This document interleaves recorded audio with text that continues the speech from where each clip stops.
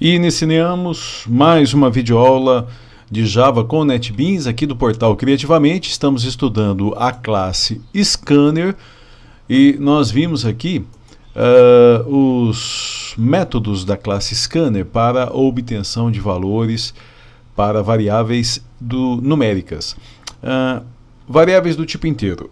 Vou colocar aqui, para acrescentar, para enriquecer um pouco mais as nossas aulas, qual é a amplitude de cada um desses tipos primitivos de variáveis. Então, as variáveis do tipo inteiro, vou colocar como comentário, são aquelas capazes de armazenar 32 bits, ou seja, nós conseguimos colocar em uma variável do tipo inteiro números que vão entre o valor mínimo, patamar mínimo, limite mínimo, menos 2, temos aqui 1000, milhão, menos 2 bilhões até 2 bilhões positivo. Então essa é a amplitude possível para armazenarmos valores inteiros.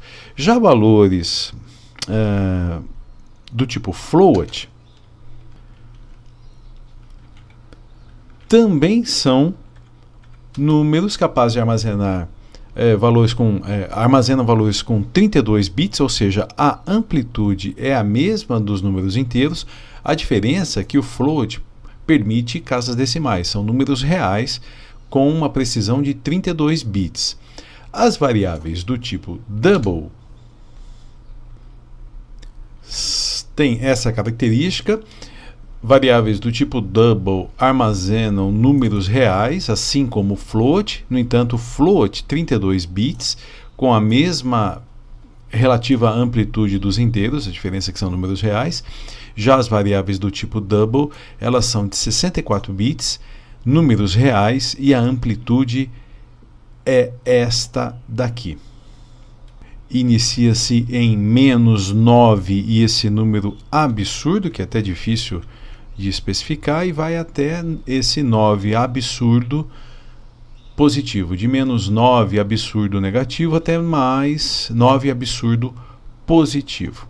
As variáveis do tipo byte são capazes de armazenar números de 8 bits apenas, ou seja, a variação, a amplitude é de menos 128 até 127 positivo. E aqui eu já tenho um pedacinho do código, mas das variáveis do tipo long, mas eu vou acompanhar a sequência que nós estávamos construindo. Então long, um número long, pedir para o usuário digitar sem o ln, digite um número long,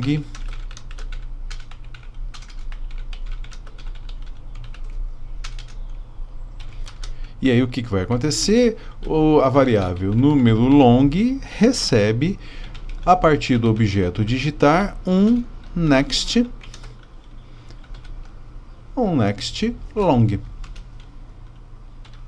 Então, vamos apresentar o número long digitado foi 2 pontos. E aqui concatenamos com número long. Primeiro vamos testar para ver se deu tudo certo. E depois a gente coloca a amplitude, o tipo e amplitude de variáveis do tipo long. Então, número inteiro, número 10, número float 25,25, número double 36,36, um byte 10, um número long agora 55, e observe que quando nós apresentamos o número long foi digitado foi 55, ele não apresenta ponto 00, ponto nada. Significa que números, variáveis do tipo long armazenam números inteiros.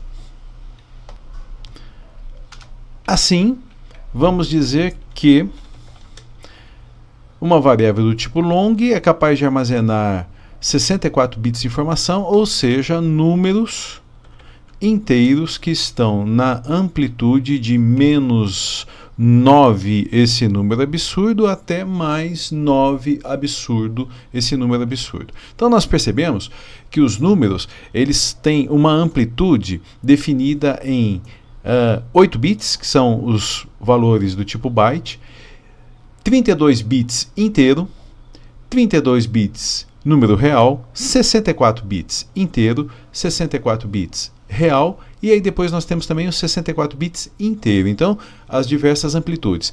Quando nós estamos programando, nós vamos tentar utilizar variáveis que terão o conteúdo